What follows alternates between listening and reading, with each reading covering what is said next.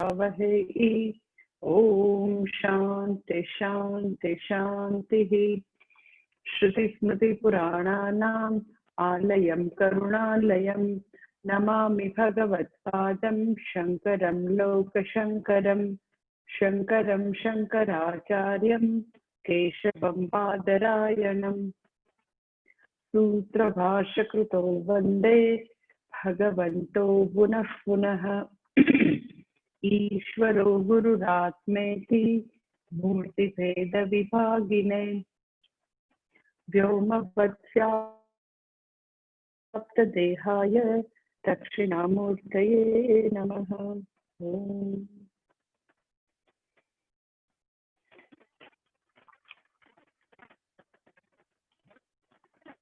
चौथो अध्याय 5 श्लोक થી હું કરું છું પારાયણ।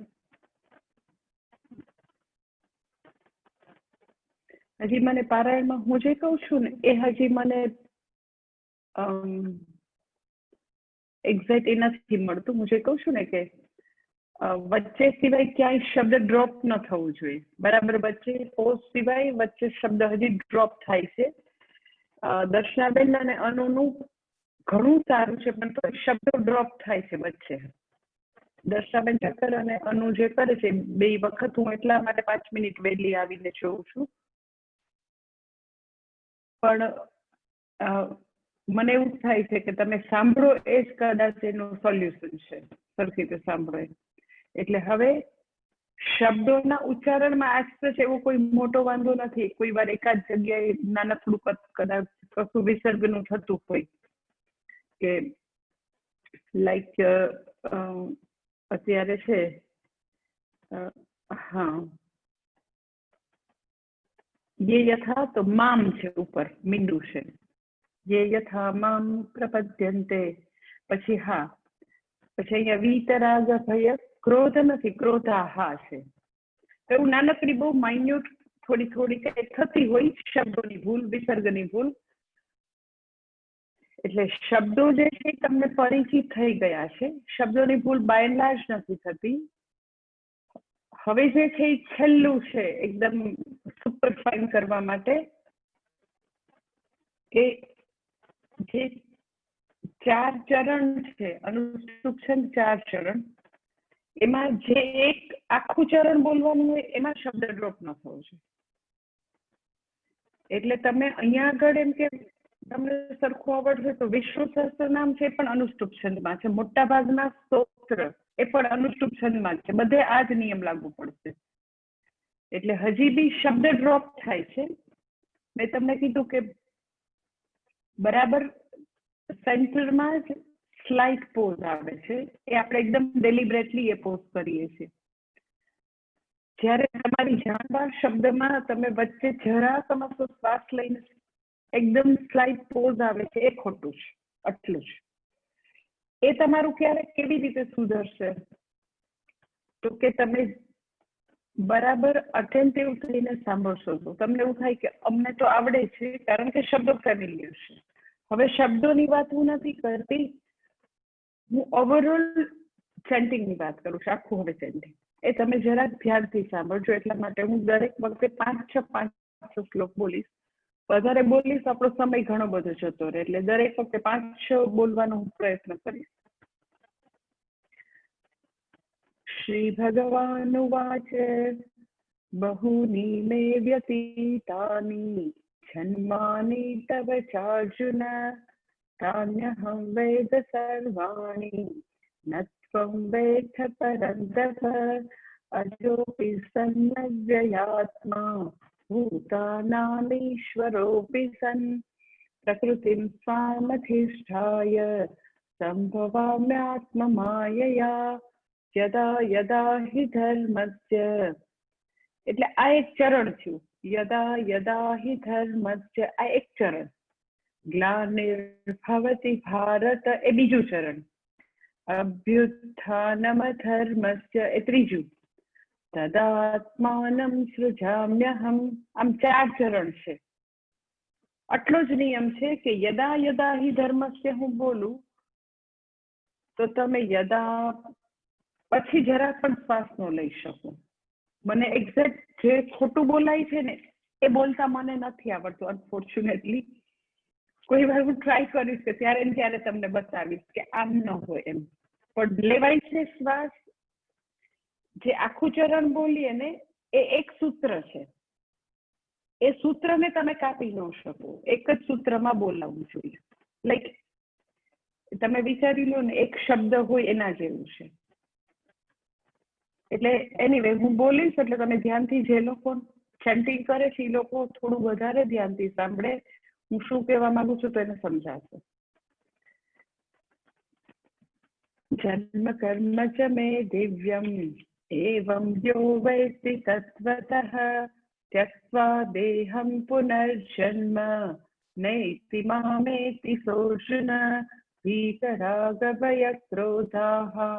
मन्मया मामुपाश्रिताः बहवो ज्ञानतपसा पूता मद्भावमागताः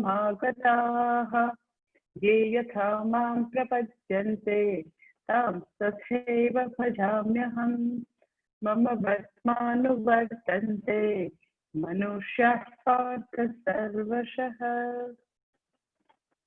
ચોથા અધ્યાયનો 11મો શ્લોક ચાલે છે. આપણે આજે બીજું ચરણ કરવાનું છે. પહેલું ચરણ આપણે પૂરું કર્યું. યે યથા મામ પ્રપદ્યન્તે તામ તથૈવ ભજામ્યહમ, એ આપણે પૂરું કર્યું. કે ભગવાન એવું વરદાન આપે છે બધાને, મનુષ્યોને, કે મનુષ્યો જે આકાંક્ષાથી જે રૂપની ઉપાસના કરે એ જ રૂપમાં આવી અને એ જ વસ્તુ આપી અને હું એની ઉપર કૃપા કરું છું. ભજામી એટલે ભગવાન ભક્તનું ભજન નથી કરતા. ભજામી એટલે હું અનુગ્રહ કરું છું.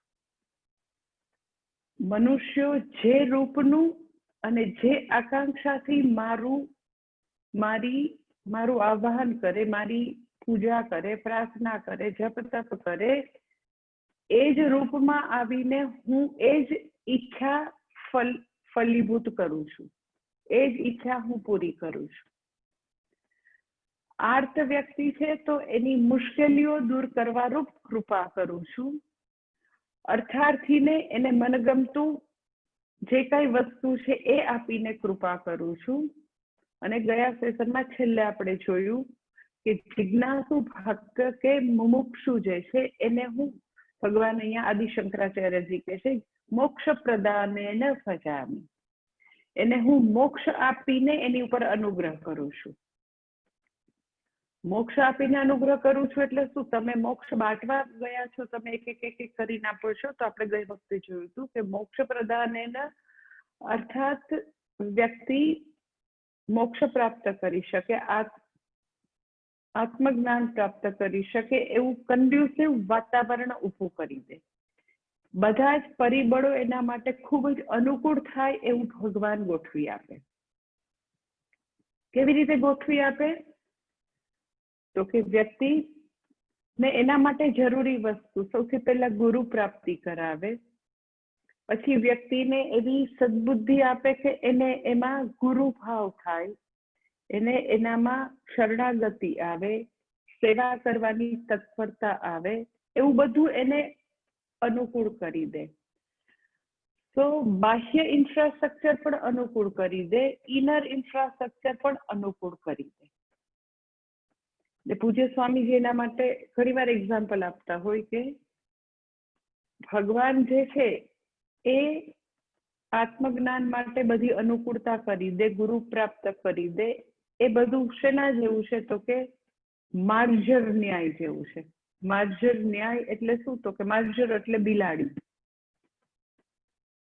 તો બિલાડી જેમ એના બચ્ચાને ખૂબ જ એનો એક જગ્યાએથી બીજી જગ્યાએ લઈ જવા હોય, કંઈક ભય જેવું હોય, તો તાજા જન્મેલા બચ્ચાને પોતાના મોઢાથી ખૂબ જ કોમળતાથી એક જગ્યાએથી બીજી જગ્યાએ લઈ જાય, ઉપાડીને લઈ જાય. તો જેમ બિલાડી પોતાના બચ્ચાનું રક્ષણ અને પોષણનું પૂરેપૂરું ધ્યાન આપે. કેવી રીતે? તો કે એમ રખડતા ન મૂકી દે. બીજા ઘણા બધા સ્પીસીસમાં એવું હોય કે ગાય તો કે આવી જાય એનું બચ્ચું એની પાસે. ઘણા બધા પક્ષીઓમાં એના બચ્ચાઓ એની પાસે એની મેળે આવી જાય. જ્યારે બિલાડી શું કરે તો કે પોતે પોતાના મોઢામાં ઉપાડીને બધે લઈ જાય અને એનું રક્ષણ કરે, પોષણ આપે. એમ ઈશ્વર પોતે મુમુક્ષુ કે જે મોક્ષ માંગે છે, જે ભગવાન પાસે જ્ઞાનની માંગણીથી આવે છે, તો ભગવાન આવી રીતે પોતે એ ભક્તને ઉઠાવી દે, પોતે એવો જે શરણે આવેલો ભક્ત છે એને ગુરુ સાથે કનેક્ટ કરી દે અને જે કાંઈ અનુકૂળ છે એ બધું જ આપે. અગર આ જન્મે પૂરો ન થાય એનો મોક્ષનો પુરુષાર્થ, તો ભગવાન જ પાછું નેક્સ્ટ બર્થમાં તો કે પૂર્વજન્મના સંસ્કારોને નાશ ન થવા દે અને પૌર્વદેહિકમ આગળના જન્મના સંસ્કારોને તો કે પછીના બર્થમાં કનેક્ટ કરી દે. એટલે ક્યારેય મોક્ષજનિત સંસ્કારોનો ભગવાન નાશ ન થવા દે. આ જન્મે પણ તો કે ગુરુ સાથે કનેક્ટ કરી દે અને એના માટે જે જે વસ્તુ જરૂરી છે બધું જ આપીને ભગવાન કે હું એની ઉપર કૃપા કરું છું. ટૂંકમાં ભગવાનનો નિયમ કે ભગવાનનું વરદાન બહુ જ સ્પષ્ટ છે કે જેને દુઃખ દૂર કરવું છે, મુશ્કેલી દૂર કરવી છે, તો એવું વરદાન આપશે. જેને સંસારની અંદરથી કોઈક હજી પણ કોઈક બધી વર્લ્ડલી અચીવમેન્ટની અંદર દુનિયાવી સિદ્ધિઓમાં રસ છે, તો એ આપીને ભગવાન એની ઉપર અનુગ્રહ કરશે. અને જે જિજ્ઞાસુ લોકો છે એને તો કે મોક્ષ પ્રદાને ન ભજામી, એ લોકોને મોક્ષ આપીને એની ઉપર હું અનુગ્રહ કરું છું. અને પછી બીજી લાઈનમાં ભગવાન કહે છે, મમ વર્ત્મ એવ અનુવર્તન્તે મનુષ્યાઃ પાર્થ સર્વશઃ, કે હે પાર્થ, બધા મનુષ્યો ખરેખર મારા માર્ગનું જ અનુસરણ કરે છે. આપણને એવું થાય કે આર્ત ભક્ત તમારા માર્ગનું થોડું અનુસરણ કરે છે. અર્થાર્થી ભક્તને તો ખાલી પૈસામાં રસ છે. ધ્રુવજીને કેમ રાજ્યમાં રસ હતો, ભગવાનમાં રસ નહોતો. દ્રૌપદીને તો કે ભગવાનમાં રસ નહોતો, મુશ્કેલી દૂર કરવામાં રસ હતો. તો આર્ત ભક્તો, અર્થાર્થી ભક્તો, પછી નાસ્તિક લોકો, એ બધા કેવી રીતે તમારા માર્ગનું અનુસરણ કરે છે? ભગવાન કહે છે, મમ વર્તમાં એવ અનુવર્તન્તે મનુષ્યાઃ પાર્થ સર્વશઃ, બધા જ મનુષ્યો બધા જ પ્રકારે મારા જ માર્ગે છે. બધા કોઈ મારા માર્ગથી ક્યાંય દૂર છે જ નહીં. પણ એવું થાય કે આખું રશિયા જે છે એ લોકો બધા નાસ્તિક લોકો છે. વર્ષોથી એ લોકોની અનેક પેઢીઓ એવી છે કે જે લોકો કદી ચર્ચમાં પણ નથી જતા. ચીનમાં પણ ઘણું બધું એવું છે, રશિયામાં તો વર્ષોથી એવું છે. તો એ બધા નાસ્તિક લોકો જે છે, જે તમને તો માનતા જ નથી, એ લોકો તમારા માર્ગનું કેવી રીતે અનુસરણ કરે? મમ વર્તમાં એવ અનુવર્તન્તે, તો ભગવાન કહે છે મમ વર્તમાં એવ અનુવર્તન્તે, અર્થાત તો કે ભલે એ લોકોને જાણ નથી, ભલે એ લોકો પોતાની જાતને નાસ્તિક કહેતા હોય, ભલે આર્ત કહેતા હોય, ભલે અર્થાર્થી કહેતા હોય, પરંતુ અલ્ટિમેટલી બધા જ પૂર્ણતા ઝંખે છે. અને પૂર્ણ કોઈ હોય આ જગતમાં, આખા બ્રહ્માંડમાં, તો પૂર્ણ પુરુષોત્તમ એક જ પૂર્ણ છે. તો જ્યારે વ્યક્તિ પૈસાની પાછળ છે, અર્થાર્થી વ્યક્તિ છે, કામાર્થી વ્યક્તિ છે, એને ભોગોમાં રસ છે, સફળતામાં રસ છે, જે કઈ દુનિયાની વસ્તુઓમાં રસ છે, તો ભલે દેખીતી રીતે આપણને એવું લાગે કે એ લોકો તો બધા અર્થકામમાં ડૂબેલા છે, પણ અર્થકામને અંતે શું જોઈએ છે એ જો એને પૂછવામાં આવે તો અલ્ટિમેટલી એ લોકોને બધાને પણ પૂર્ણ આનંદ જ જોઈએ છે.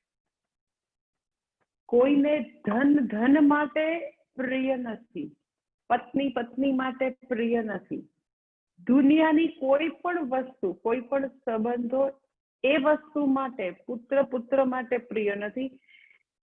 એવો આખો સરસ મજાનો ડાયલોગ બૃહદારણ્યક ઉપનિષદમાં છે. યાજ્ઞવલ્ક્ય ઋષિ આ બધું ઉપદેશ આપે છે કે પત્ની માટે પ્રિય નથી, પુત્ર માટે પ્રિય નથી, ધન માટે પ્રિય નથી. ખરેખર ધન શેને માટે પ્રિય છે? તમે જરાક એનાલિસિસ કરો તો એને એવું થાય કે ધનથી હું વધારે સુખી અને સલામત થઈશ એવું એને લાગે છે. નથી બનતું એ જુદી વાત છે, પણ પ્રેમ ધન માટેનો નથી. પ્રેમ ખરેખર પૂછો તો સંતાન માટેનો નથી. પ્રેમ પતિ કે પત્ની માટેનો નથી. કારણ કે જો ખરેખર એના માટે પ્રેમ હોય તો કોઈ લોકો ક્યારેય એકબીજાથી છૂટા ના પડે. સંતાન બહુ પ્રિય હોય તો એની સાથે તમે એવા ન્યૂઝપેપરમાં એવી ઘણી બધી એવી જાહેરાતો પણ જોઈ હશે કે અમારા આ પુત્રના નામે કોઈ પણ વ્યવહાર કરવો નહીં. જો તમે કોઈ આર્થિક વ્યવહાર કરશો તો એ જવાબદારી તમારી છે, કારણ કે અમારા સંતાન સાથે અમારે કોઈ પણ પ્રકારનો હવે સંબંધ નથી. એટલે જો સંતાન માટે પ્રિય હોય તો વ્યક્તિ ક્યારેય ત્યાગે નહીં. પત્ની પત્ની માટે પ્રિય હોય તો વ્યક્તિ ક્યારેય ત્યાગે નહીં. તો જેટલા લગ્ન કરે છે એટલા જ લોકો કદાચ ડિવોર્સ લેતા હશે. ધન માટે પ્રિય નથી. જે ધન માટે વ્યક્તિને જ્યારે એવું લાગે કે આ ધનથી મને દુઃખ આવશે તો એ ધન પણ લોકોને ત્યાગી દેવું છે. એટલે સ્વામીજી ઘણી વાર એક્ઝામ્પલ આપતા હોય. બહુ વર્ષો પહેલા તો રાજકોટમાં જોયેલું ઘણા બધા લોકોએ. એટલે જે આઈ વિટનેસ હતા એ લોકો આવીને સ્વામીજીને કહેતા હતા, અમારે ત્યાં આગળ એવા અમુક ફેમસ એવા એપાર્ટમેન્ટ છે કે જ્યાં એવા લોકો હોય કે જેની પાસે ઘણા બધા બ્લેકના પૈસા હોય. તો એ એપાર્ટમેન્ટ ઉપરથી આમ જોયું હતું ઘણાએ કે મોટી મોટી સુટકેસ ભરીની લોકોએ એ વખતે 500 ને 1000ની નોટ આવતી. તો એ લોકોએ એવી બેગ આવી નોટની 500 ને 1000ની નોટની બેગ કેટલી બધી બેગના એ લોકોએ નીચે ઘા કરી દીધો હતો. અમારી નથી, અમારા પૈસા છે જ નહીં. એટલે જેવું ઇન્કમ ટેક્સનો રેટ પડશે એ લોકો આવી ગયા છે કમ્પાઉન્ડમાં, અને એ લોકો જો આ બધું કાળું નાણું મારા ઘરમાંથી પકડશે તો મારે જેલના સળિયા ગણવા પડશે. તો જે ધન મારા માટે દુઃખનું કારણ છે તો એ ધન પણ મને નથી જોઈતું. તો એ ધનનો કોઈ ક્લેમ કરનારો જ નહોતો. એમ જ બધી કેટલી બધી બેગ એમને જ પડી હતી. તો અલ્ટિમેટલી સંબંધોને અંતે, ધનને અંતે, ભોગને અંતે વ્યક્તિ સુખ, પરમ આનંદ ઝંખે છે.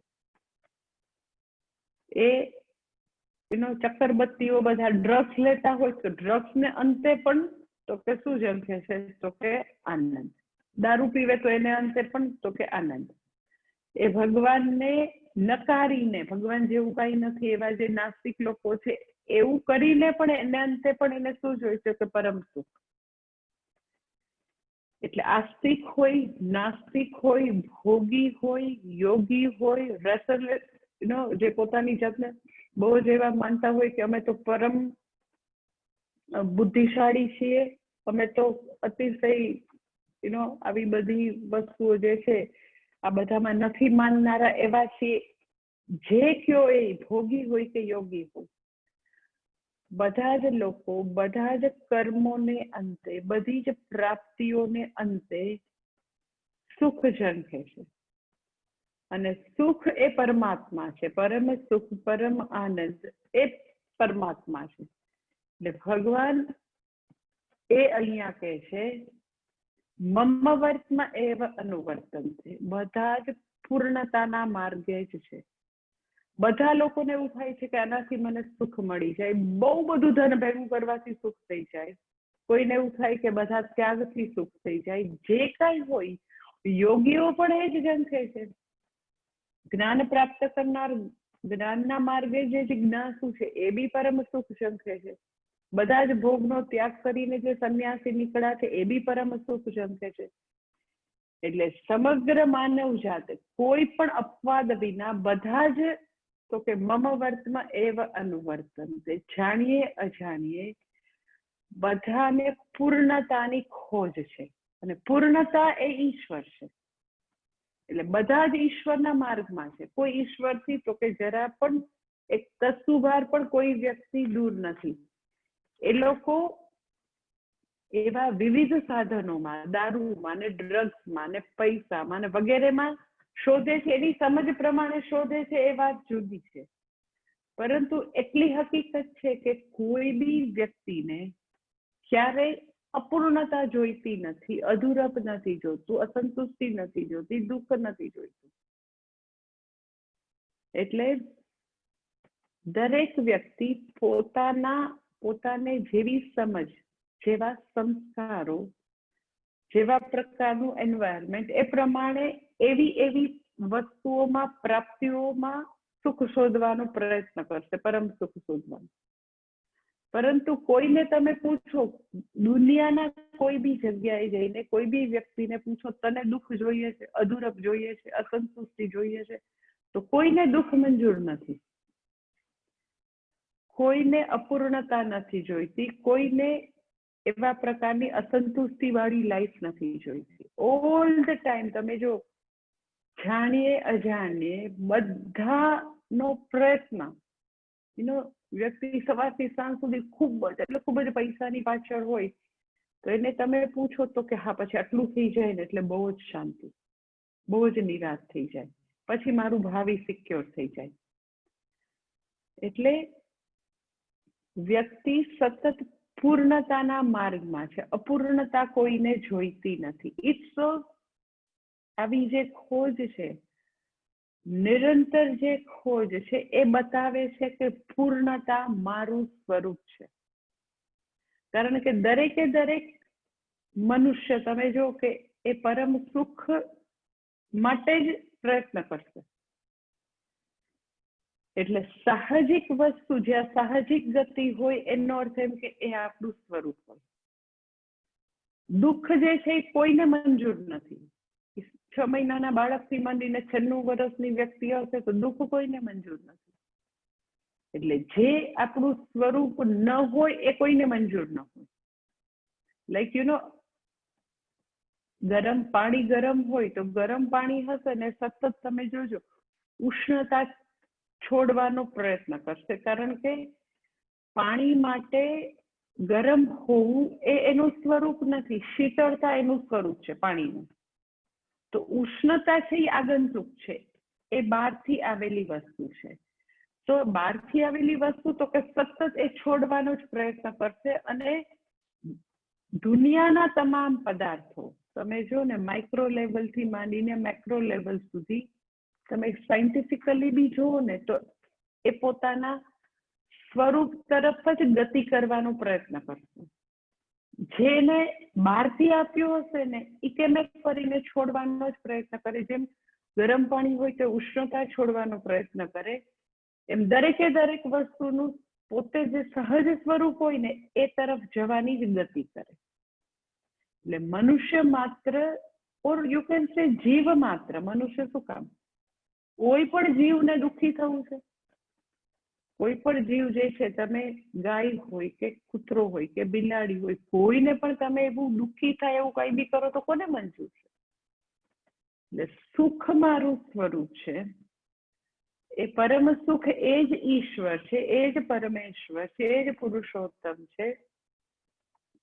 તો બધા જ વ્યક્તિઓ એ પૂર્ણતા, એમ પુરુષોત્તમ એ ઈશ્વર જે છે એના જ માર્ગમાં છે. બધાને પૂર્ણતા જોઈએ છે, એનાથી ઓછું કોઈને જોઈતું જ નથી. એટલે ભગવાન કહે છે મમ વર્ત્મ એવ અનુવર્તન્તે, બધા વર્ત્મ એટલે રસ્તો, બધા મારા જ માર્ગ ઉપર છે. કયા માર્ગ ઉપર? તો કે પૂર્ણતાની પ્રાપ્તિના માર્ગે. એ જુદી વાત છે કે બધા લોકોને ખબર નથી કે વિદ્યાથી મને પરમ પૂર્ણતા પ્રાપ્ત થશે, પરમની પ્રાપ્તિ થશે, આત્મવિદ્યાથી જ મળશે, એ ખબર નથી, એ જુદી વસ્તુ છે. પરંતુ બધાને જોઈએ છે એ હકીકત છે. બધાના જીવનનો એકમાત્ર પુરુષાર્થ કે મને પરમ શાંતિ મળે, પરમ સુખ મળે, પરમ આનંદ મળે. એટલે ભગવાન કહે છે બધા મારા જ માર્ગનું અનુસરણ કરે છે, જાણીએ અજાણીએ. અને હજી 12મા શ્લોકમાં પણ ભગવાન આ જ વસ્તુને આગળ હજી કહે છે. 12મો શ્લોક છે.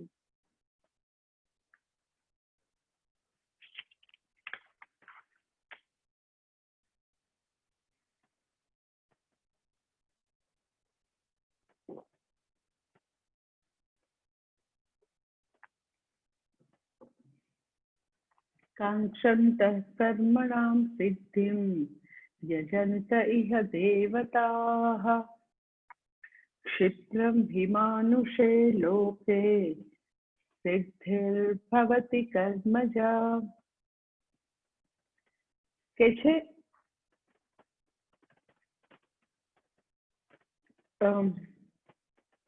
કાંક્ષन्तः કર્મણાં સિદ્ધિં યજન્ત ઇહ દેવતા। કર્મજા સિદ્ધિ જે છે,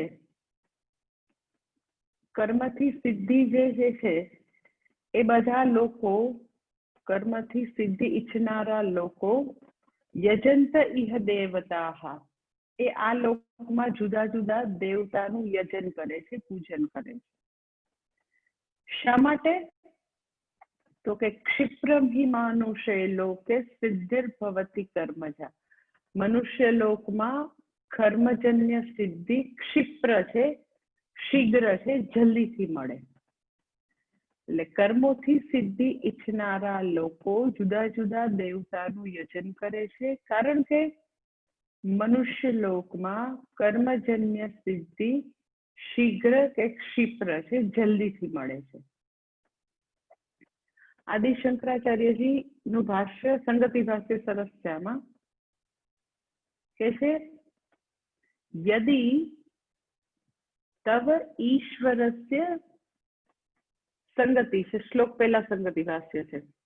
यदि तव ईश्वरस्य रागादि दोष अभावात् सर्व प्राणिषु अनुजिगृक्षायां तुल्यायां सर्व फल प्रदान समर्थे च त्वयि सति वासुदेवः सर्वम् इति ज्ञानेन एव मुमुक्षवः सन्तः कस्मात् त्वाम् एव सर्वे न प्रतिपद्यन्ते इति शृणु तत्र कारणम्।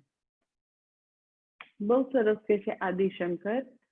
શું કહે છે કે ભગવાન તવ ઈશ્વરસ્ય રાગાદિ દોષઃ અભાવાત, ભગવાન એ તો અમે સમજી ગયા કે તમારી અંદર કોઈ રાગ દ્વેષ એવા કોઈ દોષ છે નહીં, કે તમને કોઈ વાલા હોય અને કોઈની ઉપર તમને દ્વેષ હોય એવું નથી। તમે તો નિયમ રૂપે છો, તમે નિષ્પક્ષ છો, તમારામાં કોઈ પણ પ્રકારના રાગ દ્વેષ રૂપી કોઈ દોષ નથી। First thing. બીજી વસ્તુ કે તમે આગલા શ્લોકમાં કહ્યું જે યથા મામ પ્રપદ્યન્તે તામ તથૈવ ભજામ્યહમ, જે લોકો જે માંગે એ તમે આપો છો, એવું તમારું વરદાન છે। જે ઈચ્છાથી શરણે આવે એ તમે આપો છો। ફર્સ્ટ થિંગ, તમારામાં કોઈ પણ પ્રકારના રાગ દ્વેષ નથી, નિષ્પક્ષ છો, ફેર છો તમે। સેકન્ડ થિંગ, એવું તમારું વરદાન છે કે વ્યક્તિ જે માંગે એ તમે આપો છો। ઇન અધર વર્ડ, ત્રીજો પોઈન્ટ કે તમે ચારે ચાર પુરુષાર્થ સિદ્ધ કરાવી શકો એવા સમર્થ છો। કોઈ ધર્મ, અર્થ, કામ, મોક્ષ જે ઈચ્છાથી આવે, કોઈ મોક્ષની ઈચ્છાથી આવે તો મોક્ષ આપો, અર્થકામની ઈચ્છાથી આવે તો અર્થકામ આપો। તો ચારે ચાર પુરુષાર્થનું ફળ આપવા માટે તમે સમર્થ છો। તો બધા લોકો મોક્ષ કેમ નથી માંગતા એનું હજી એક વધારે કારણ આપે છે। આગળ તો ભગવાને કારણ આપ્યું કે બધા જે માંગે એ હું આપું, તો હજી વધારે એક રીઝન આપે છે। ભગવાન એવા સમર્થ છે કે ચારે ચાર પુરુષાર્થમાંથી જે પુરુષાર્થનું વર્ણન કરીએ એ ભગવાન આપે। ધર્મનું વર્ણન ધર્મ આપે, અર્થનું વર્ણન કરો અર્થ આપે, કામનું વર્ણન કરે કામ આપે। લાઈક બધા રાક્ષસ હોય તો કે ખાલી અર્થ કામનું જ વર્ણન કર્યું, પણ વગેરે જે કોઈ રાક્ષસ હતા એને, તો ભગવાને અર્થકામ આપ્યા। તો તમે મનુષ્યો માટે ચારે ચાર પુરુષાર્થ સિદ્ધ કરાવી શકો, મનુષ્યને આપી શકો એવા સમર્થ છો। તો પછી એવું તો શું કારણ છે કે બધા તમારી પાસે મોક્ષનું વર્ણન નથી કરાવતા, મોક્ષ માંગતા નથી? એટલે હજી એના માટેનું એક રીઝન આમાં આપે છે, કારણ કે મનુષ્ય માત્ર મોક્ષ માટે અધિકૃત છે, ફિટ છે, માંગી શકે. મનુષ્ય યોની એક જ એવી છે કે જેમાં મોક્ષ પુરુષાર્થ સંભવી શકે, કારણ કે મનુષ્ય યોની એક જ કર્મભૂમિ છે. મનુષ્ય યોની એક જ એવી છે કે જ્યાં આગળ મોક્ષનો પુરુષાર્થ સંભવી શકે, જ્યારે બીજા બધા તો ભોગ યોની છે. તો અત્યારે કેવી પરિસ્થિતિ છે કે ઈશ્વર મોક્ષ આપવા માટે સમર્થ છે, મનુષ્યને એવા પ્રકારનું અધિકારી શરીર આપ્યું છે, મનુષ્ય શરીર, કે જેમાં મોક્ષનો પુરુષાર્થ સંભવી શકે. ગાય બિલાડી કૂતરા માટે મોક્ષનો પુરુષાર્થ સંભવી શકતો નથી, દેવતાઓને પણ સંભવી શકતો નથી, ખાલી મનુષ્ય શરીરમાં જ મોક્ષ પુરુષાર્થ સંભવી શકે. અને ભગવાનનો તો નિયમ છે કે એ તો માંગો તે આપે. તો તમે આપવા માટે સમર્થ છો, મનુષ્ય સિદ્ધ કરી શકે એવું અધિકારી શરીર પણ છે, તો બી કેમ લોકો તમારી પાસે મોક્ષ માટે આવતા નથી? એ હવે એક હજી વધારે રીઝન અહીંયા આપે છે. આગળ તો ભગવાને ઓલરેડી એઝ રીઝન આપી દીધું કે હું શું કરું, એ લોકો જે માંગે એ આપવા માટેની હું એ નિયમ રૂપે છું. એ જે માંગે એ હું એને આપું. અને એ શા માટે નથી માંગતા એનું વધારે રીઝન અહીંયા આપે છે. શું કહે છે? તો કર્મજા સિદ્ધિમાં રસ છે, કર્મજન્ય સિદ્ધિમાં રસ છે, મોક્ષમાં રસ નથી. કર્મથી જન્મતી વસ્તુઓમાં રસ છે. કર્મજા એટલે કર્મથી ઉત્પન્ન થાય એમાં રસ છે. તો સવાલ એવું થાય કે શા માટે કર્મજા સિદ્ધિમાં રસ છે ને? કાંક્ષંત કર્મણામ સિદ્ધિ, કર્મની સિદ્ધિમાં શા માટે લોકોને રસ નથી? રસ છે. મોક્ષમાં શા માટે રસ નથી? તો કે કર્મની સિદ્ધિમાં ગળાડૂબ છે. એ લોકો પૂરેપૂરા ડૂબેલા છે. શા માટે ડૂબેલા છે?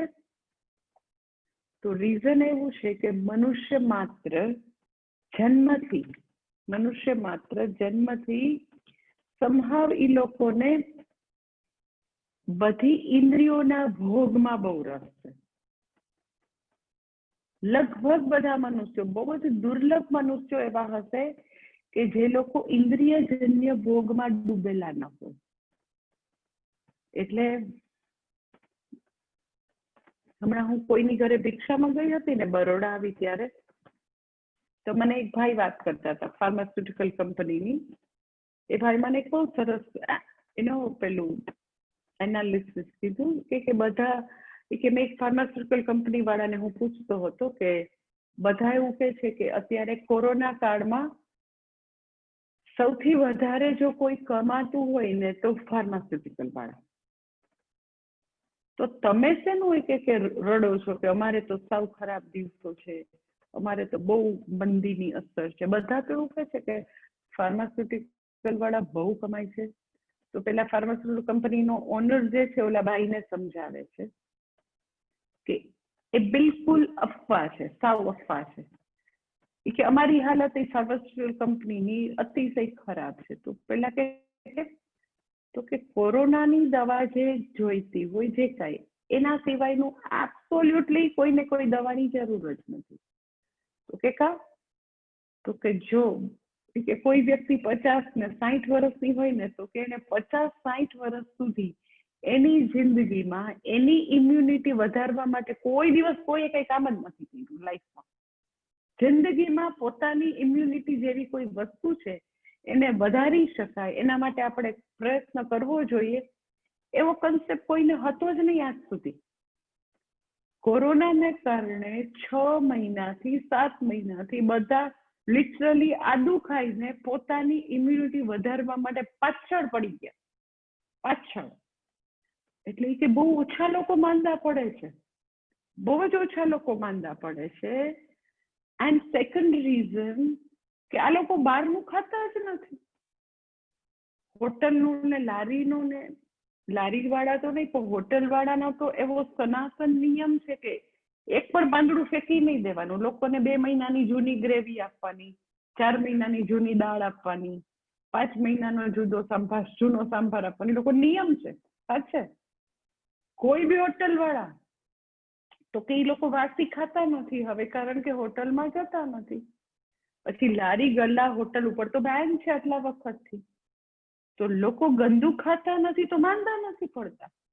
અને પાછી આટલી જબરજસ્ત ઇમ્યુનિટી વધારી દીધી છે. તો અમે ફાર્માસ્યુટિકલ વાળા તો સાવ એટલે સાવ અત્યારે મરવા પડ્યા છે. લોકોની ઇમ્યુનિટી વધી ગઈ ને અમે મરવા પડ્યા છે. તો ધીસ ઇઝ કોલ્ડ પરાંતી ખાની, કે કે મનુષ્ય માત્ર ને આઈ ટેલ યુ કે બધા જ લોકો જેને ભગવાને સામાન્ય બુદ્ધિ દીધી છે ને બધાને ખબર છે કે બધી હોટલ લારી ગલ્લામાં એ લોકો એટલી ભેળસેળ કરે, એટલું ગંદુ, પણ છતાં કેટલું બહારનું ખાવાને બધાને શોખ હોય છે ને કેટલા મરતા હોય છે બહાર ખાવા માટે. એ લોકોને એવું થાય કે આપણે સેટરડે સન્ડે છે હોટલમાં ખાઈએ એટલે બહુ મોટું સેલિબ્રેશન થયું કહેવાય. એવું એક એક ઇન્દ્રિયના ભોગ માટે લોકોને ઘેલછા છે, ગાંડ પણ છે. એટલે બધાને આવું કર્મ દ્વારા જે ક્વિકલી મળે, ખાવા પીવાનું, પહેરવા ઓઢવાનું, રખડવાનું, વાતો કરવાનું, જોવાનું, એ બધામાં વધારે રસ છે. બહુ ઓછા મનુષ્યો જે છે એ ઇન્દ્રિય અને વિષયોજન્ય જે આવી વસ્તુઓ જે છે, જે ક્ષુલ્લક છે, ક્ષણિક છે, એમાંથી બહુ ઓછા લોકો ઉપર ઉઠે છે. બહુ ઓછા લોકો તો કે એમાંથી પોતાની જાતને ઉપરત કરી શકે છે. એટલે મેં તમને હું ઘણી વાર એટલે જ કહેતી હોઉં છું કે વૈરાગ્ય, શમદમ, પોતે આ બધી વસ્તુઓથી પોતાની જાતને ઉપર ઉઠાવી શકવી, એ બધી વસ્તુ બહુ જ ડિફિકલ્ટ છે. ખાલી શાસ્ત્રનું શ્રવણ મનન કરવું એ ઘણું સહેલું છે, પણ વિષયોની ચુંગાલમાંથી પોતાની ઇન્દ્રિયોને છોડાવવી એ બહુ મોટી સાધના છે, બહુ જ મોટી સાધના. એટલે શા માટે લોકોને કર્મજન્ય વસ્તુઓમાં રસ છે? તો કે બધી ઇન્દ્રિયોના ભોગ, આંખ, કાન, નાક, ત્વચા, પગ, હાથ, બધા ભોગમાં જ રસ છે લોકોને. એટલા બધા ઇન્દ્રિયોને વશ લોકો જીવન જીવતા હોય છે કે લોકો એ જ વસ્તુ માંગ કરે છે. એટલે મોક્ષ માંગવા માટે કોઈ ઇનર સ્પેસ નથી. પોતાનો ફંડામેન્ટલ પ્રોબ્લેમને જોઈ શકવા માટે ઇનફ સ્પેસ તો ઊભી થતી નથી, કારણ કે કર્મોની વસ્તુઓમાં વ્યક્તિ ગળાડૂબ છે. હજી આ જોઈએ, આ ભોગવી લેવું છે, આ ભેગું કરી લેવું છે, આ લેવું છે. લિસ્ટ જે છે એ પૂરું જ નથી થતું. એક પછી એક કામના પૂરી કરે તો રાવણના માથાની જેમ બીજી ઊભી થઈ જાય. એક ઈચ્છા પૂરી કરે, બીજી 10 ઈચ્છાને જાણે કે ખો આપીને જાય. એટલે લોકો કર્મજન્ય વસ્તુઓમાં ડૂબેલા છે. પછી કર્મજન્ય વસ્તુ પોતાના પુરુષાર્થથી બધી સિદ્ધ ન થતી દેખાય તો એ શું કરશે ખબર છે? જુદા જુદા દેવતાઓની ઉપાસના કરશે. એટલે તમે જો બધા જ તમે ભારતભરમાં બારે બી હશે, મને નથી ખબર, પણ જુદા જુદા પ્રાંતમાં એવા જુદા જુદા લોકલ દેવી દેવતા હશે. લાઈક અમારે સૌરાષ્ટ્રમાં કેમ જલારામ બાપા છે, પછી આ બાજુ જુનાગઢમાં પણ 1-2 એવા છે, હું ભૂલી ગઈ નામ, જુનાગઢ સાઈડની. તો એ લોકો ઇનવેરિયેબલી એવું કે પછી તો અમે આ બાપા અને આ દેવી ને આ બાપજી ને આની ફલાણી માનતા માનીને તો પછી એ અમારું કામ સફળ થઈ ગયું. પછી અમે આટલા દીવા માન્યા ને એટલે આમ થયું. પછી અમે ત્યાં પગે પાડા ચાલીને અમે માતાજીના દર્શન કરી આવ્યા ને પૂનમ ભરી આવ્યા ને એટલે સારું થઈ ગયું. એટલે બધા લોકોને એટલે જુદી જુદી બધા બાધા ને માનતાઓ ને એવું બધું કરતા હોય. શા માટે? તો કે એને કઈક નાના આવા સાધ્ય સિદ્ધ કરવા હોય કે સગાઈ થઈ ગઈ, લગ્ન થઈ ગયું, કે મારું આ કામ પતી ગયું. હમણાં એક બેન મને વાત કરતા હતા, મને કે મારે છે ને આશ્રમમાં આવી 10 પૂજા લખવાની છે. કીધું કે અચાનક 10 પૂજા? અરે આ સોનાનો મોટો સેટ ખોવાઈ ગયો હતો 10 લાખનો, તો નક્કી કર્યું તું 10 પૂજા નોંધાવી દઉં. કે ભગવાનને 10 પૂજાથી હું પટાવી દઉં તો મારો 10 લાખનો સોનાનો સેટ મળી જાય. એટલે આવી નાની નાની બધી સિદ્ધિઓને એનું પતી બી ગયું કામ. એને સોમેશ્વર ભગવાનને 10 પૂજાથી રાજી કરી દીધા કે સોમેશ્વર ભગવાનને 10 પૂજા કરી નાખજો, 10 લાખનો મારો હતો સેટ સોનાનો. મેં આપી દો, લઈ જાઉં, હું આચાર્યભાઈને આપી દઈશ. તો એનું આવું જુદું જુદું કે લોકો નાની નાની કર્મજન્ય સિદ્ધિ જે છે એમાં લોકો ડૂબેલા હોય. એટલે અમુક લોકો સીધા ભગવાન પાસે જાય કે સોમેશ્વર ભગવાનની તમે કરી દેજો ને પૂજા. અમુક લોકો એવું કરે કે એવું વાયા રૂટ દ્વારા જાય. એટલે એવા 50-100-200 વર્ષ પહેલા કોઈ એમના ગુરુ થઈ ગયા હોય તો ગુરુની એવી માનતાઓ માને, એને ભગવાન બનાવીને. કોઈ એવા દેવી દેવતાની માનતા માને, કોઈ બાબાની માનતા માને, એવું કરતા હોય. તો તમે એમ કહો કે એ બધું ખોટું કહેવાય? એવા 50 વર્ષ પહેલા એવા કઈ વેદમાં તો લખેલું નથી બધાનું નામ. તો મેં તમને કીધું ને કે કોઈની બી પ્રેયર થઈ શકે, એમાં કોઈ વાંધો નથી. કારણ કે બધા રૂપે અલ્ટિમેટલી ઈશ્વર જ છે, બીજું કોઈ નથી. ખાલી ફરક આટલો જ છે કે તમે ઇન્દ્ર ને વરુણ ને ચંદ્ર ને નવગ્રહ ને એ બધાની જેની બી કરો પૂજા, તો એ જે કોઈ છે એ બધા દેવતાઓ, એ ઇન્દ્ર કે વરુણ કે એ બધા નો ડાઉટ પરમેશ્વર જ છે, કારણ કે એની એન્ટિટી પરમેશ્વર વગર નથી. પણ પરમેશ્વર ખાલી ઇન્દ્ર નથી, ખાલી ચંદ્ર નથી, ખાલી વરુણ નથી, ખાલી એ સૂર્ય નથી, કે ખાલી એ જલારામ બાપા નથી, એ ખાલી દેવી દેવતા કે બાપા કે બાપજી કઈ નથી. એટલે ફરક આ છે કે ઇન્દ્ર કે કોઈ લોકલ એવા કોઈ જે વ્યક્તિ હયાત નથી એને આપણે દેવદેવી માનીને જ્યારે પૂજા કરીએ તો એ નો ડાઉટ એ ઈશ્વર છે. પણ ઈશ્વર એટલો જ નથી. ઈશ્વર જે છે એ પણ ઈશ્વર છે, પણ ઈશ્વર માત્ર વરુણ નથી, માત્ર ઇન્દ્ર નથી.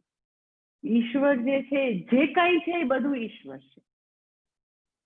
એટલે જ્યારે વ્યક્તિ ઇન્દ્રને ઈશ્વર છે એવું માનીને બીજું કઈ હોય જ નહીં, ખાલી હું ઇન્દ્રનું જ ભજન કરું, અન્યનું કરું તો મને અન્યાશ્રય થઈ જાય, એ ભક્તિ ખોટી. તો તમે એમ કહો પણ ઇન્દ્ર પછી મને ન આપે, વરદાન આપે, કારણ કે ઇન્દ્ર રૂપે બી ઈશ્વર જ છે. પણ ઈશ્વર ઇન્દ્ર જ નથી, એ ઇન્દ્ર પણ છે. આટલો ફરક છે. એટલે આપણે જયારે બી કરીએ તો આપણને ખબર હોય કે આપણે જે બી રૂપનું આહવાન કરીએ તો એ રૂપે ઈશ્વર જ છે, કારણ કે બધા જ રૂપ ઈશ્વરના છે. એટલે આ લોકો શું કરે બધા કે એની એકવાર એક આવા કોઈ લોકલ દેવી દેવતામાં શ્રદ્ધા દ્રઢ થઈ હોય તો એ દેવી દેવતા દ્વારા જુદા જુદા કર્મ ફળો એ સિદ્ધ કરવા માટે કેટલાય જુદું જુદું પોતે પ્રાર્થના, પૂજા ને તપસ્યા ને એના જુદા જુદા કઈક હોય ને, જુદા જુદા વિધિ વિધાન ને કર્મો ને ભૂવા ને દાખલા ને એવું બધું કઈક કઈક કર્યા કરતા હોય બધા. બધા હું પાગલ જેવું કરે છે, આપણને એવું લાગે. પણ એ બધું એટલા માટે એ લોકો કરતા હોય કે એને એ દ્વારા ઈચ્છિત કર્મફળ મળતું હોય. કે આ દુનિયામાં કોઈ લાલો લાભ વગર લોટતો નથી. બધાને કઈક લાભ થતો હોય તો જ કરતું હોય. કોઈને ભગવાન માટે કઈ પ્રેમ છે એવું તમને લાગે? બધાને પોતાના કર્મફળ માટે પ્રેમ છે, ભગવાન માટે કોઈને પ્રેમ નથી. ઓનેસ્ટલી કોઈને પ્રેમ નથી. જિજ્ઞાસુ ને જ્ઞાની ભક્ત ને બાદ કરતા જે કોઈ અર્થકામી છે એ લોકો લોકલ જે કઈ પુરુષાર્થ હોય, પોતાનાથી થાય એવો જે પુરુષાર્થ છે એ લૌકિક સાધનોથી પોતે અર્થકામ મેળવવાનો પ્રયત્ન કરે, એમાં એને વિઘ્ન લાગે, એને અઘરું લાગે તો અલૌકિક સાધન દ્વારા પણ અર્થકામ સિદ્ધ કરવા પ્રયત્ન કરે. એટલે પેલા તો કે કોઈ સાહેબ દ્વારા, શેઠ દ્વારા, નોકરી દ્વારા, પ્રોફેશનલ કેરિયર દ્વારા અર્થકામ કરતું હતું. પછી હજી વધુ જોઈએ છો તો કે હાલો હવે આ માનતા માની લઈને હાલી જઈ આવીએ એટલે હજી આપણું વધારે થઈ જાય. પણ અલ્ટિમેટલી પ્રેમ તો કે એને અર્થકામ સિદ્ધ કરવું એનું ગોલ છે. ભગવાનની પૂજા કરવી કે ભગવાન માટે પ્રીતિ નથી. એટલે અહીંયા આગળ કહે છે કે એ લોકો, ભગવાન કહે છે કે એ લોકોને કર્મજન્ય વસ્તુઓમાં રસ છે, એટલા માટે જુદા જુદા દેવતાઓને શરણે જાય છે અને જુદા જુદા દેવતાઓ એને જે જોઈતું હોય એ જરૂર આપે છે.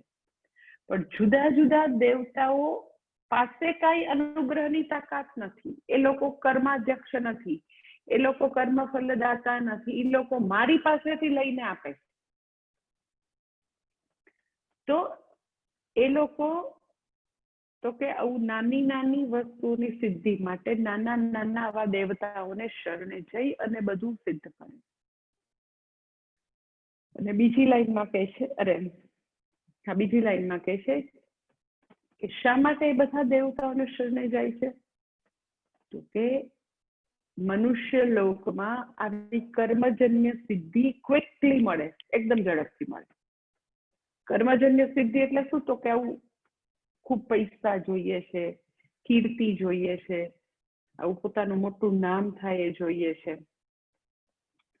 એવું પ્રતિષ્ઠા જોઈએ, પદ જોઈએ, પૈસા જોઈએ. એ બધું મનુષ્ય લોકમાં વ્યક્તિ ક્ષિપ્ર પ્રાપ્ત કરી શકે. એક જ મનુષ્ય જન્મના 10, 20, 25, 30 વર્ષમાં વ્યક્તિ 0 માંથી તો કે સૌથી વધારે ધનિકોની યાદીમાં પણ આવી શકે, એટલું ક્વિકલી મળે. લાઈક ધીરુભાઈ અંબાણીનો તમે ઇતિહાસ જો કે એ વ્યક્તિ જસ્ટ કાપડ વેચતી વ્યક્તિ જે છે એમાંથી તો અહીંયા સુધીનો એનો રાઈઝ થાય. એટલે જે કર્મજા સિદ્ધિ છે, કર્મજન્ય સિદ્ધિ જે છે એ બહુ જ શીઘ્ર મળી શકે, ક્વિકલી મળી શકે. 10, 20, 25, 50 વર્ષમાં વ્યક્તિ અર્થકામનું ઘણું બધું સિદ્ધ કરી શકે. અને એવી સિદ્ધિ તો કે મનુષ્ય લોકમાં જ સંભવી શકે, આવી કર્મજા સિદ્ધિ મનુષ્ય લોકમાં. શા માટે મનુષ્ય લોકમાં સંભવી શકે? તો કે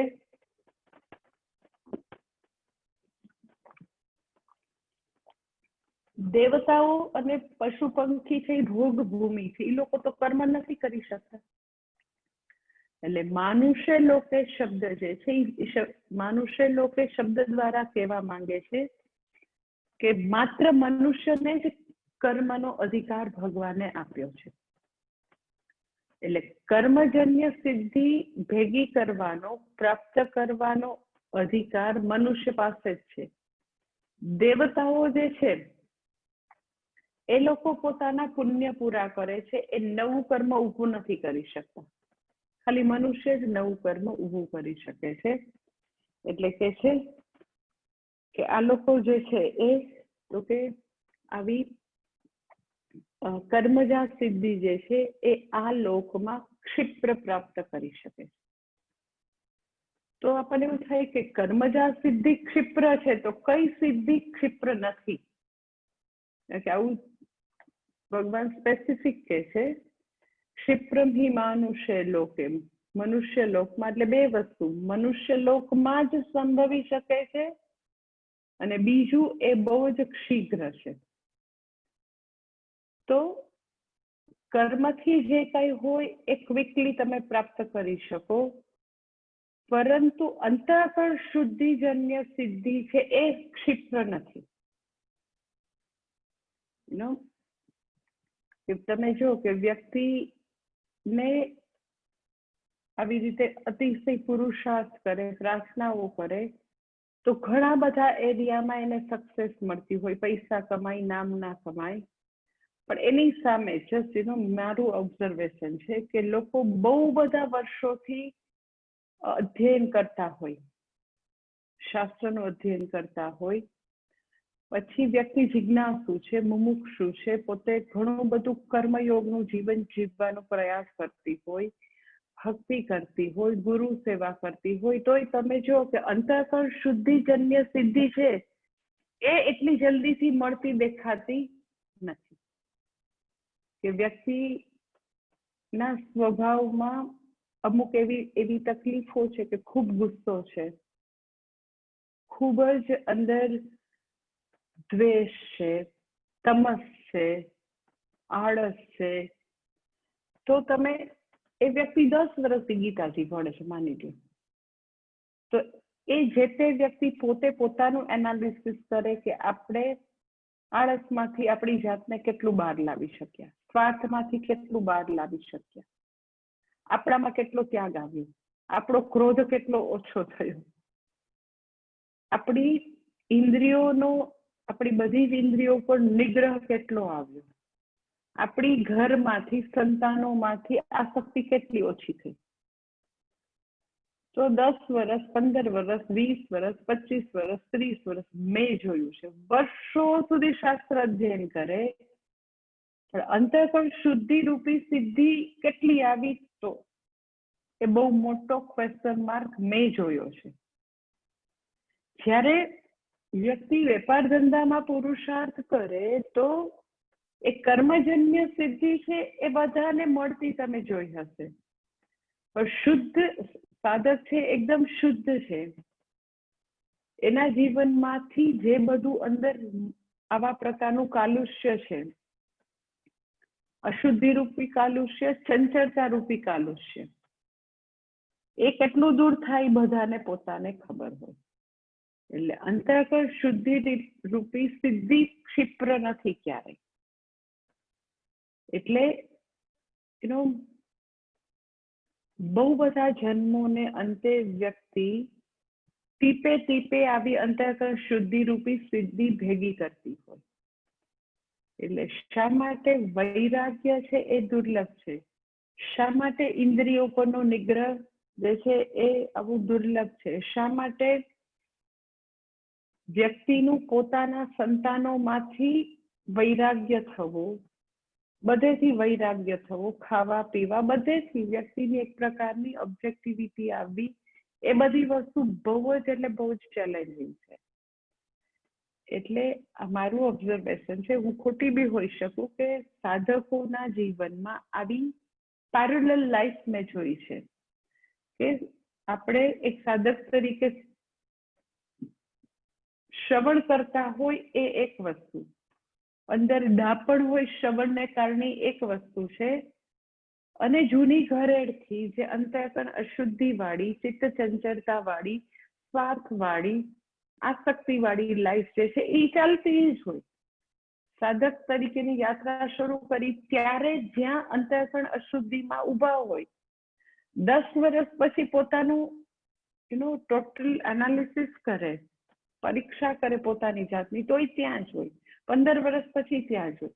ખાલી એટલું જ છે કે એને શાસ્ત્રના શબ્દો બોલતા આવડી ગયા, શાસ્ત્રની ભાષામાં વાત કરતા આવડી ગઈ, એટલો જ ફરક હોય. તો આઈ ટેલ યુ, જીવનની સૌથી મહાન કોઈ મૂડી હોય તો અંતઃકરણ શુદ્ધિ પ્રાપ્ત કરવી એ છે, કે આપણામાંથી કેટલું તમસ ગયું, કેટલા રાગ દ્વેષ ની ચુંગાલમાંથી આપણે કેટલા આપણી જાતને મુક્ત કરી શક્યા, કેટલી આપણે આપણી જાતને તો કે સ્વાર્થપરાયણતામાંથી મુક્ત કરી શક્યા. એટલે એનો કર્મજા સિદ્ધિ છે એક ક્ષિપ્ર છે, અંતઃકરણ શુદ્ધિ રૂપી સિદ્ધિ જન્મો જન્માંતરની તપસ્યા છે. એટલે શા માટે સંન્યાસી જે છે, જે આત્મજ્ઞાન આપે છે, બધા સંતોને હાલતા ચાલતા તીર્થ શા માટે કહે છે, તો કે એને જન્મો જન્માંતરની અંતઃકરણની શુદ્ધિ લઈને આવ્યા છે, માટે તીર્થ સમાન છે. આપણને એવું છે ને, એને કેમ તીર્થ કહે છે, એના માટે એમ કે જંગમ તીર્થ છે, લાઈક ઋષિકેશ જઈએ, બદ્રી કેદાર જઈએ તો એ સ્થાવર તીર્થ કહેવાય. સંતોને તો કે આત્મવિદ્યા આપે, સંતોને હાલતા ચાલતા તીર્થ કે, કારણ કે એ લોકોએ જન્મો જન્માંતરથી અંતઃકરણ શુદ્ધિ માટે યત્ન કરેલો છે. એટલે આજનું હોમવર્ક એ છે કે આપણે આપણી જાતને જસ્ટ પૂછીએ ઓનેસ્ટલી નો, અધરવાઇઝ ભણવાનો બહુ મોટો મતલબ નથી.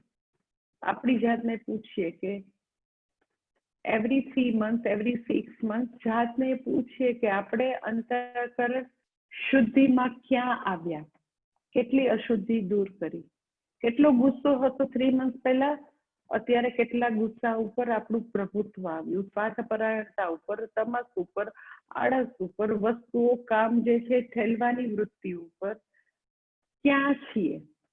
વધારે નહીં તો એવા 4-5 પેરામીટર પોતા માટે મૂકવા જોઈએ. પોતે જેમાં વીક હોય, ખાવા પીવાની બાબતમાં જે બી ઇન્દ્રિયોમાં ડિપેન્ડન્સી ખૂબ જ છે, તેવા 4-5 ક્રાઇટેરિયા રખાય કે પહેલા આટલી બધી હું સેલ્ફિશ હતી, પહેલા તો કે આટલી બધી કંજૂસ હતી, જરાય મારું પર્સ નહોતું ખુલતું, પણ હવે ફ્રેન્ડ્સમાં જઈએ ને તો માતાજીએ કીધું કે આપણે અન્નદાન કરીએ ને પુણ્ય મળે. તો હું પછી હોટલમાં જાઉં તો 3 જણાને હું જ જમાડું. મારી ઘરે આવે તો પેલા મને મીઠાઈ કરવી જરાય નહોતી ગમતી કે બહુ પૈસા વપરાય જાય. હવે હું પ્રેમથી જમાડું છું. પેલા મને તો કે કોઈ માટે લગ્નમાં રૂપિયા આપવા પડે કવરમાં તો મારાથી છૂટતા જ નહોતા. હવે તો કે હું પ્રેમથી 2000 મૂકું છું. પેલા 200 રૂપિયા નહોતા છૂટતા માતાજી. એટલે પોતાનું પહેલાનું પિક્ચર પોતાને ખબર હોય, પછીનું ખબર હોય. પેલા તો કે હું આટલા ચીસકા પાડીને ગુસ્સે થતી, હવે તો કે રૂમમાં જઈને લખી નાખું છું અને પછી શાંતિથી બોલવાનો પૂરો પ્રયત્ન કરું છું. એવું ખબર જ હોય બધાને.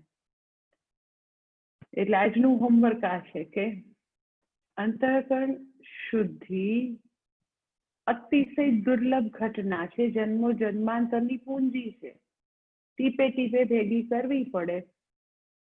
આપણને જો આજે આપણી આંખ ખુલી ગઈ હોય તો એટલીસ્ટ આજથી શરૂ કરવું પડે. અધરવાઇઝ મેં આવું જ જોયું છે કે ઇટ્સ લાઈક પેરેલલ લાઈફ.